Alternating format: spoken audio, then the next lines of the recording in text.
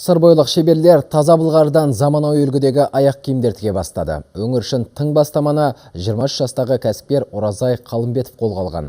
Жаңақорған кентіндегі шағын цехта сәнді туфлилердің түр-түр дайындалады. 5 шебер тәулігіне 50-ге жуық аяқ киім тігеді. Әзірге олар ескі қондырғылармен жұмыс істеп жатыр. Сәйкесінше өндірістің 70-80%-ын қолмен атқарады.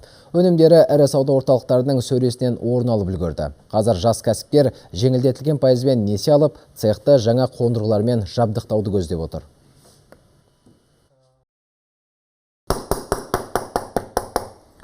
Біз қазір бәрі қолмен істеп жатырмыз, ручной болып жатыр бәрі. Сапасы жақсы, өзіміз шәкірттеріміз бар, сол шәкірттерімізді үйретіп жатырмыз, отырып осы жерде. Жалпы аяқ киім шығару ол цех өз ойым, және де бұл өз ойыма ерекше әсер еткен елбасымыздың отандық өндіріске деген қолдауы ерекше мен үшін әсер етті, және де осы кәсіптік қиындығына қарамастан таңдауым себебі әке-шешем 3-ші топтағы мүгедек кісілер, сол кісілерге мүмкіндік беруім себебі де осы. Келешекте Құдай қаласа цехымызды ары қарай ұлғайтуға бар күшімізді салып жатырмыз.